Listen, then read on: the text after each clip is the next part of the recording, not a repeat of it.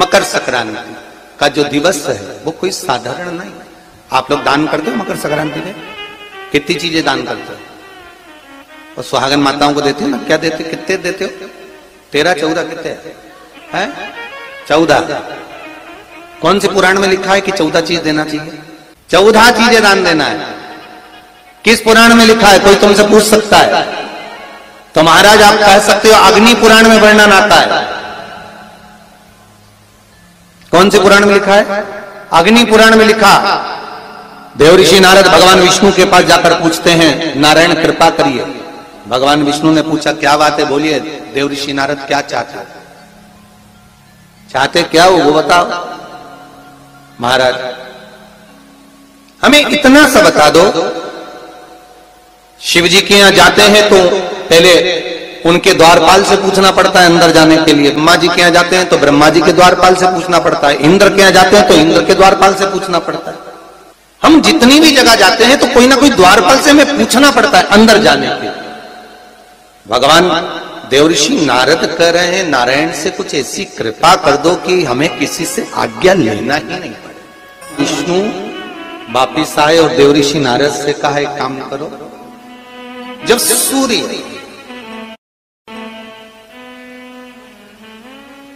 मकर में प्रवेश करते हुए उत्तरायण की ओर जावे, उस घड़ी उस पल में देवऋषि नारद तुम 14 बार भगवान के नाम का, शिव नाम का दान दे दीजिए। भगवान नारायण के नाम का, राम नाम का, कृष्ण नाम का दान दे दीजिए।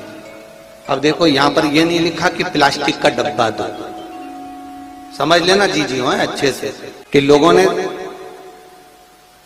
दान को कितना भ्रष्ट कर दिया वो बताया जाएगा। अग्नि पुराण में यह नहीं लिखा कि तुम प्लास्टिक की चाय की चन्नी दो 14, बाल्टी दो 14, या प्लास्टिक का डब्बा दो 14। यहां पर यह नहीं लिखा है कुछ भी हो। यहां क्या लिखा अग्नि पुराण में कि मकर संक्रांति के दिन जब सूर्य उत्तरायण भाव में प्रवेश करे, मकर में जावे, उस समय पर देवऋषि नारद तुम्हारे मुख से अगर 14 बार भगवान के नाम का दान 14 जीवों को दे आओगे तो किसी भी देवता के पास जाओगे तुम्हें परमिशन की जरूरत नहीं पड़ेगी, तुम डायरेक्ट प्रवेश कर जाओगे। डायरेक्ट। अब तुमको अगर वैकुंठ में डायरेक्ट प्रवेश करना हो तो बिना पूछे, तो उसके लिए कहा ही मकर संक्रांति पे दान दो। तो किस चीज का दान देना है हमारा? प्लास्टिक का डब्बा नहीं, बाल्टी नहीं, चन्नी नहीं, फिर किस चीज का नाम? तो कहा अगर देवर्षि नारद आप दान दे रहे हो तो 14 नाम का दान दीजिए। 14 जीवों को नाम का दान दे दो, भगवान के नाम का भजन करो। और अगर संसार के लोग दान दे तो किस चीज का? तो के अन्न से बड़ा कोई दान, अन्न से बड़ा कोई दान। अच्छा, कई लोग कहते हैं कि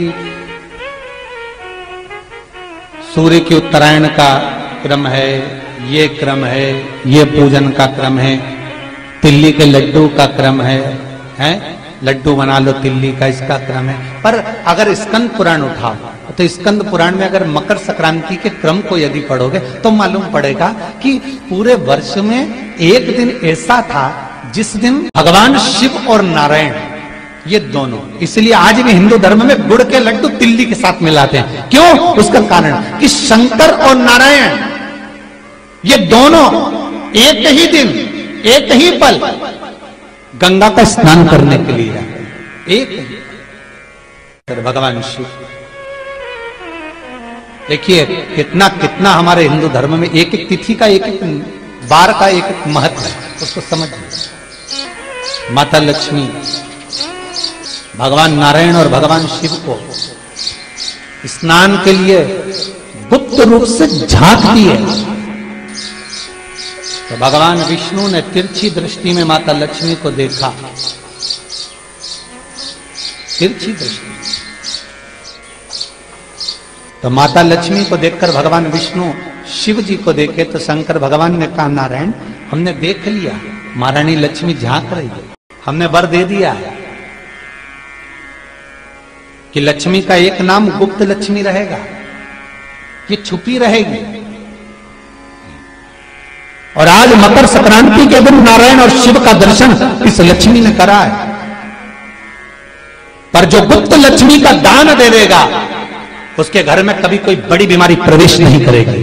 कैंसर जैसा रोग, किडनी और लीवर का रोग नहीं हो सकता। आज भी नियम है कि मकर संक्रांति के दिन एक लड्डू बनाया जाता है गुड़ और तिल्ली का, उसमें 1 का सिक्का, 2 का सिक्का या कोई लक्ष्मी उसमें फंसा दी जाती है और लड्डू को पैक कर कर किसी मंदिर में दान दे दिया जाता है। उसको कहते हैं गुप्त लक्ष्मी, जिससे घर में कोई बड़ी बीमारी प्रवेश न हो।